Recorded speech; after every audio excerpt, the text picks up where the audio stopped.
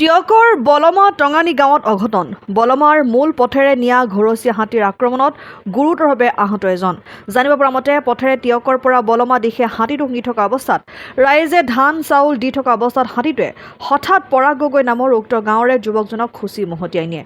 প্ৰত্যক্ষদৰ্শীৰ মতে আহত ব্যক্তিজন সুৰাসক্ত হৈ আছিল আৰু সুৰাৰ গোন্ধ পাই হাতীটোৱে হঠাতে আক্ৰমণ কৰিছে বুলি মন্তব্য কৰে। ইতিমধ্যে 108 যোগে টিয়ক FRU-লৈ আনি প্ৰাথমিক চিকিৎসা প্ৰদান কৰা হৈছে।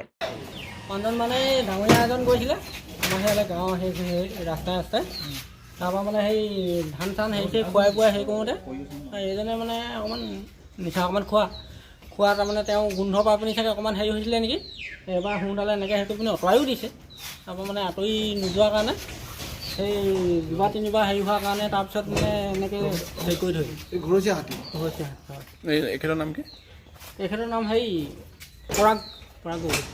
পৰাগ গগৈ বলমা টঙানী হাবি। অসম আদিত্য টিয়ক।